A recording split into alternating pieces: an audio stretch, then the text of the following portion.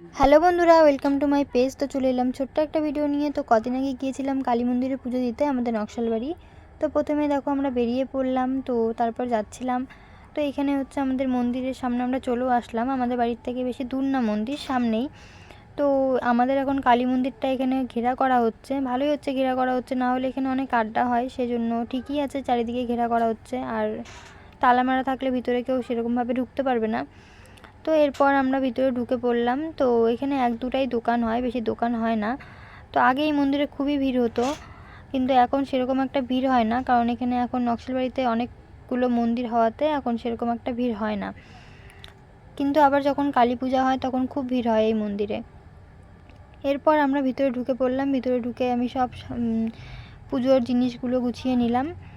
সব কিছু গুছিয়ে তারপর আমি আগে নদীতে গেলাম, নদীতে গিয়ে পা হাত মুখ ধুয়ে তারপর আমি ঘটিতে জল ভরে তারপর আমি ঢুকলাম মন্দিরে পুজো দিতে।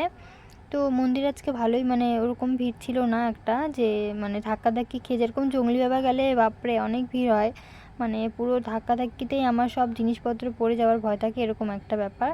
কিন্তু এখানে একদম মানে মন শান্তি করে পুজো দেওয়া যায়, তো এরকমই ভালো লাগে।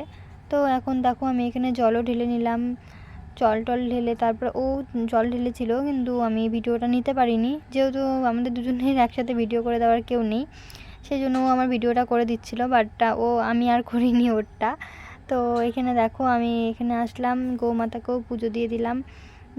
তারপর এখানেই মানে ভালো মতন আরও পুজোটা দিলাম, ওখানে ততটুকু দিতে পারিনি। কিন্তু ওখানে দেওয়ার সাথে সাথে ফুলগুলো মানে ফলগুলো সবগুলো মানে করে নিয়ে নিচ্ছিলো, তো ওটাই আমার খারাপ লাগছিলো, যে পুজোটা আগে মন দিয়ে আমি দিয়ে নিই, তারপরে সব কিছু নাও। আগেই দেখি সব কিছু মানে তুলে নিচ্ছে, তো মানে কেমন জানি লাগছিলো যে পুজোটা কেমন কেমন হয়ে গেল। আমরা যখন বাড়িতেও পুজো দিই আমরা কি সাথে সাথে প্রসাদ ধরেই না নিই, আমরা কিছুক্ষণ পরে ওটা উঠাই, কিন্তু ওখানে দেখি সঙ্গে সঙ্গে ফল টল সবই করে নিচ্ছে। তো কেমন জানি একটু লাগলো, যাই হোক তাও মন দিয়ে পুজো দিয়ে আসি ব্যাস, আর কি। এখন নিয়ে নিলে আর কিছু করার নেই। এরপর ক্যামেরাম্যান চারিদিকে মানে একটু ক্যামেরা করে নিল। এরপর ক্যামেরাম্যানটাকে দেখবা, তারাও এখানে এক্ষুনি চলে আসবে ক্যামেরাম্যানটা।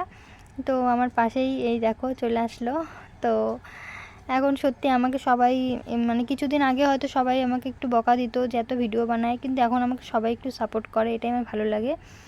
তো এরপর আমরা কিছু পিক তুলেই বেরিয়ে পড়লাম বাড়ি আসার জন্য। তো তোমাদের ভিডিওটা ভালো লাগলে অবশ্যই লাইক কমেন্ট শেয়ার করে দিও।